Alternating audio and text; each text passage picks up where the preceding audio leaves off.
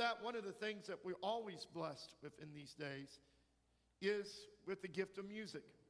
So I invite us to hear from Jasmine as she leads us in this song, There Is a Redeemer.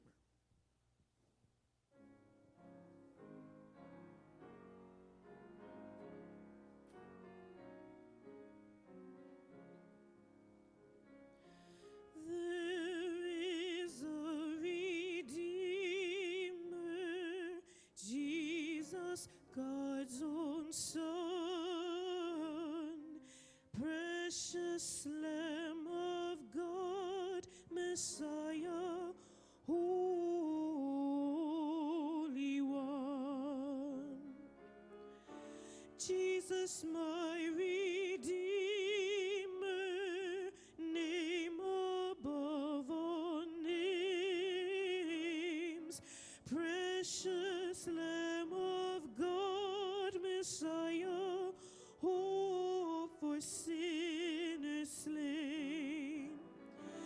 Thank you, oh my Father, for giving us your Son and leaving your Spirit till the work on earth is done.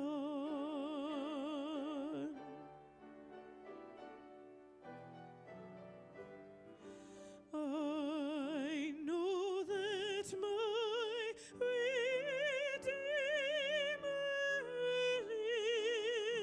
lives. What joy this blessed assurance gives. He lives who once was dead. He lives, my ever-living hand.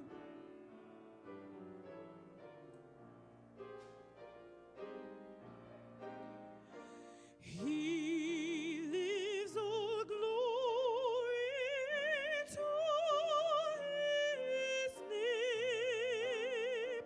He lives, my Savior, still the same.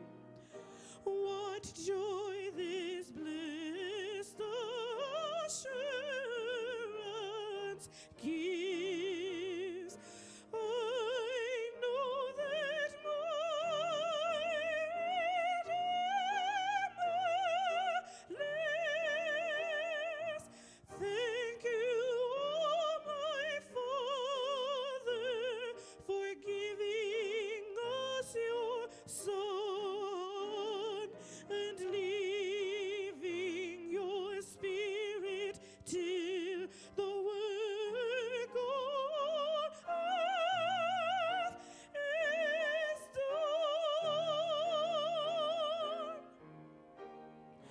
Jesus, my Redeemer, God's own Son.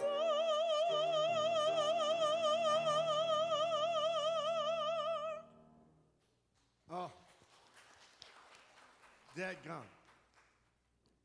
Jasmine, it's always a blessing to have you with us. That was a gift. And I'm sorry after that, you're going to have to hear this. I can see clearly now the rain has gone. It's going to be a bright, bright, sunshiny day. I don't remember when that song first came out. I was only 8 years old in 1972. But I got introduced to it through the power of a Glass Plus commercial, which I'll show you now. I can see clearly now the rain is gone. Glass Plus shines. I can see all the obstacles in my way. Glass Plus brightens. Gone are the dark clouds that had me blind. It's gonna be a bright, bright Glass Plus day. Glass Plus cleans without streaking. Gonna be a bright, bright glass plus days. Glass Plus cleans glass, plus a whole lot more. Okay. I saw that on YouTube and I thought, I am getting old. Those people, did people wear that stuff? I guess I did. We all did. Commercial kind of looks ancient. But the commercial is not that far from the truth of kind of how the song happened. Johnny Nash, who wrote it after his cataract surgery, which is something I think about knowing that Cynthia is recovering from her cataract surgery, our normal person doing the videos.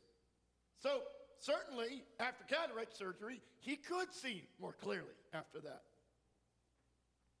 But what do you do when the rain hasn't gone? And what do you do when disappointments don't stop hammering you? What do you do when you struggle to hold on to hope in the face of all of that? How do you see clearly then? How do you see clearly in times when you pray and don't get an answer, or at least the answer you want? How do you see clearly the sun in a world that feels so dark? In this story, God gives you the perspective that enables you to see, to trust the sun is there even in the heaviest rain. Here God shows you the way. Let's listen and hear what Jesus has to say as it comes to us from the 20th chapter, beginning in the 11th verse of the Good News according to John. Listen and hear the word of the Lord. But Mary stood weeping outside the tomb. By the way, we're picking up the resurrection story in the middle. Mary's come to the tomb. Peter and John have already left. She's staying behind.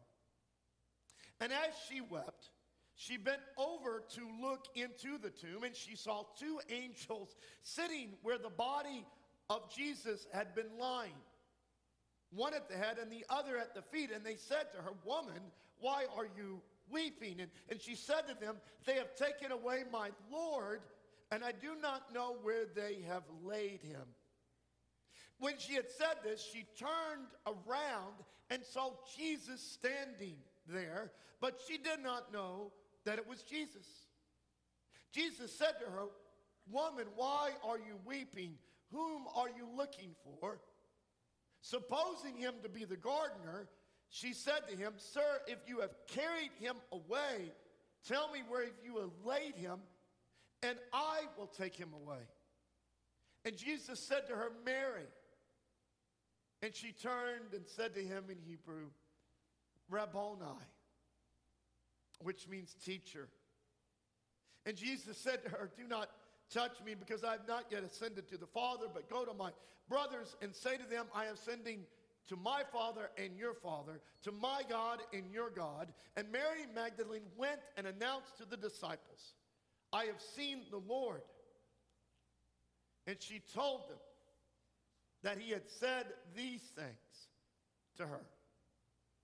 This is the word of the Lord. Thanks be to God. In our lives, storms hit. You pray, and answers you want don't come. In fact, some of the answers you don't want come. Sometimes you can wonder if God is there at all. Well, what do you do when that happens? Here God tells you, you trust that God has already written the end of the story. Even when you cannot see the ending, God has written for you, for your world. You see in this story, Mary Magdalene is facing a devastating end to her story with Jesus. She had dared to hope that Jesus had come as the Messiah to free them from the Romans, to liberate them from a religious establishment that cared more about rules than people. And yet that same religious establishment arrested Jesus. And then the Romans killed him in the humiliation and brutality of a cross. Now, shaken by that awful end to Jesus' story, she comes to the tomb to pay her respects, to mourn, to grieve. And she gets there, and what does she find? Someone has taken Jesus' body away. What else could have happened? But that. Jesus' ending had been awful already, and now she faces the desecration of his body. The ugliness of it all overwhelms her. She weeps. See, one thing you need to get about what actually did happen, Jesus' resurrection, is this. No one, I mean no one, expected that ending. Many Jews did believe in a resurrection of the dead, but that resurrection did not happen 3 days after you died. You died, you stayed dead. Resurrection happened at the end of time when God made everything right. Then you got resurrected, and only then. No one imagined an ending to Jesus' story, to any story, where Jesus would experience that end of time resurrection right now. So when Mary came to that empty tomb and then brings John and Peter there, they reach the only conclusion possible. Someone, for some bizarre reason, had taken Jesus' dead and broken body away. Peter and John get so bummed, they just leave. But Mary stays behind to cry, to mourn, to weep this unexplainable loss. And that is where we took up the story. But as she cries, she begins to realize that Jesus has created a different ending than the one she expected. Jesus has created an ending more amazing, more wondrous, more beyond than anything she could have imagined. But even so, Jesus' ending is so beyond that even when she sees the angels, when they ask her why she is weeping, she still does not see it. She is still stuck in the old ending, in the one that ends with Jesus' death and goes no further. So trapped in the pain of that story, she cannot see the new ending, the true ending that Jesus has created, the ending that does not end with death, but ends with resurrection. I get it. I've seen it happen often. I've seen people experience a loss, a betrayal, an unanswered prayer, and they can come to believe that their disappointment is the end of their story. They cannot see when Jesus rose from the tomb, he rewrote the end of every story. And in Jesus' ending, death never has the last word. Evil never ultimately triumphs. Disappointment and discouragement happen, yes, but they are simply twists on the road, a road that will always end in joy and in hope, in love and in triumph. Do you remember when the pandemic first hit and everything shut down? I had to write an urgent email to all our Learning Center staff. Why? I heard many of them were getting ready to file for unemployment insurance. I had to write to tell them, you still have a job. Don't file. That there at least nothing had changed. Now I get why they thought that could not be the case. They heard stories of their friends at other schools that were getting laid off right and left. And we could have done that. We didn't. See that, though, as the ending that Jesus had called us to write. These folks were part of our family. And you stand by your family in hard times. You love them no matter what. You don't walk away. It was scary. Our revenues plummeted by like 90% overnight. At times, the ending did not look so good. But now I look back at what has happened. If you had told me 3 years ago that we were going to have a worldwide pandemic, that our learning centers would shut down in-person learning for months, that our revenues would plummet by 90%, but that in the end, during the pandemic, we would create a whole new campus in Hollywood Hills. And on top of that, Broward County would give us almost $200,000 to make our schools better than ever. I would have said to you, what are you smoking? But that's the ending Jesus has written. And Jesus is not finished writing yet. Now, Mary does begin to see the real ending. She begins to see it when she sees Jesus. But even then, the ending is not clear. She mistakes Jesus for the gardener. And that mistake tells you a lot about the ending that Jesus wrote. Now we have a window here in the sanctuary, simply called the resurrection window. You can look at it right over there. It's right there. But for those watching virtually, they can't crane their necks to see it, so we wanted to put it up on the screen. I love it. In it, Jesus looks like a superhero. I think a little bit like Superman, personally. But, you can pick your favorite superhero. But as awesome as a window looks, it does not really reflect the ending that Jesus wrote. I mean, if Jesus had looked like he does in that window, do you really think Mary would have mistaken him for the gardener? I mean, really? See, in the ending that Jesus wrote, resurrection, as utterly amazing as it is, didn't look all that amazing. The resurrected Jesus came back profoundly, beautifully different, but it was not a difference that you could see that clearly. And often the endings, the wondrous endings that God writes, do not look all that wondrous at all, at first.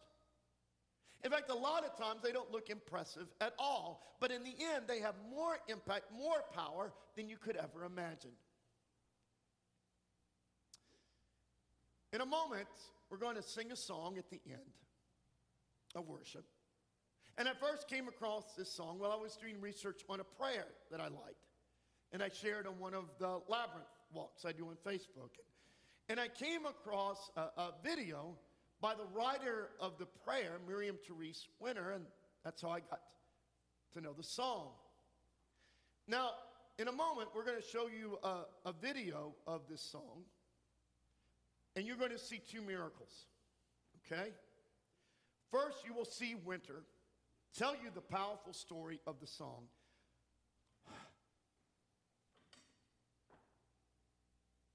And then you'll actually see a room full of Roman Catholics singing, Roman Catholics singing. I don't know if you've ever been to a mass, but you look around like nobody's singing, right? What's going on? But here you're going to see them sing. So without further ado, I'm going to invite Barbara to click on the next link, and you're going to see. Okay, Joy's Like the Rain. I need to tell you this story about the song. I entered the Medical Mission Sisters to be a doctor, okay? A medical doctor, not a PhD doctor, a medical doctor, to go to Africa and to do healing work. And I was assigned to study music because it was on the verge of Vatican II. We were a liturgical community, a singing community. We wanted to do it right, and I lost the toss, okay? I was assigned, got my degree from Catholic University, and was assigned to teach the novices. So you might as well have just shot me right there because my life was over. I was so depressed. I had a degree in organ, but we didn't own one. SATB chorale, but there were no TBs. It was hootenanny time. I said, my God, they spent all this money educating me. I should be able to at least do something. Picked up a guitar, learned 3 chords, and not too many more since then, and sang just because I needed to sing. Joy is Like the Rain was sung into being at the lowest point of my existence, really. I thought I was not going to make it through. I had made my final vows, and I was screaming to God, how could you do this to me? You know, I gave you my life, and it's over. I'm miserable. I'm stuck with the novices. They tried to fire me. Novices firing me because I was irrelevant. Of course I was. I was teaching Gregorian chant. It was over, you know. I had this guitar. It was raining, and I started to sing straight out, I Saw Raindrops. And then when it came to the end, bit by bit, and I said to God, look, you got me here, and if you want to keep me here, you got to figure this out. The incredible thing, my friends, is this. The one thing I entered the Medical Mission Sisters for that I didn't want to teach, okay? The last thing on earth I wanted to do. I'm not teaching, I'm being taught every step of the way, okay? Anywhere I've gone around planet Earth, Joy's Like the Rain has gotten there before me. Thanks to folk like you in diaconal missions and missionary work, ministries, going out and getting people to sing songs and images and realities of faith. Thank you for that. So if you can just give it one more round, join me in singing, and I'm being accompanied by? Good, thank you so much.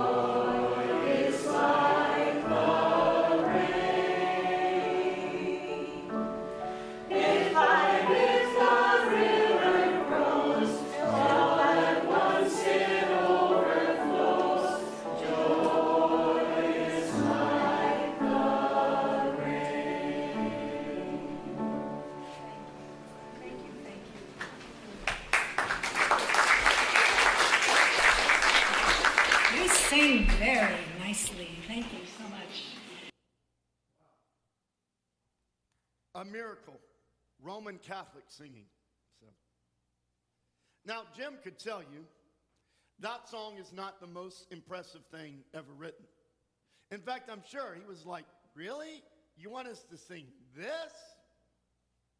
It's quite simple, really. But that song has touched thousands, millions of lives around the world. It led to Miriam Therese Renner becoming a doctor, but not a medical doctor, a doctor in liturgics, in music, in worship. writing more songs and prayers that have touched the world, that have touched me. But you see the point. Marie Therese Winter thought her life was over, that her ending was a dead end. After all, she had joined a religious order called the Medical Mission Sisters. But instead of a medical doctor, she was serving as a not very good worship leader. But Jesus had a different ending to her story. One more wondrous, more beautiful, more beyond anything she imagined. See, Mary Magdalene went to that tomb to grieve the end of a story. Instead, she discovered a new ending, one she could never have imagined coming true. And in that ending, Mary Magdalene became the apostle to the apostles, the very first witness of the resurrection. In Jesus' day, women had so little power, they were not considered reliable witnesses in court.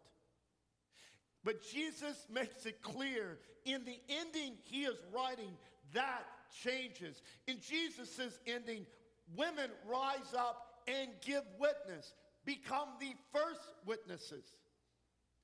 No one in Jesus' ending will ever get disregarded, will ever get ignored. They will be lifted up and celebrated.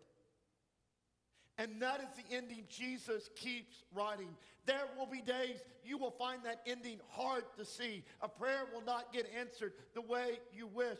God will not feel as present as you desire. A racist teenager will end the lives of innocents in a grocery store in Buffalo. The world will seem to be heading in all the wrong directions. But in the midst of those moments, know this: Jesus is still at work, writing resurrection endings to every story, to even the most awful stories. Jesus is still at work, writing a resurrection ending to your story. Like Mary, you may not see it clearly yet.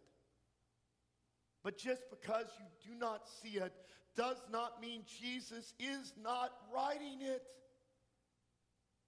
No one knows what the future holds, but you can know who holds the future. And in that future, the ending is always resurrection. In that ending, death never has the last word. Evil never ultimately triumphs. In that ending, disappointment and discouragement happen, but they are simply twists on the road, on a road that will always end in joy, in hope, in triumph, in resurrection.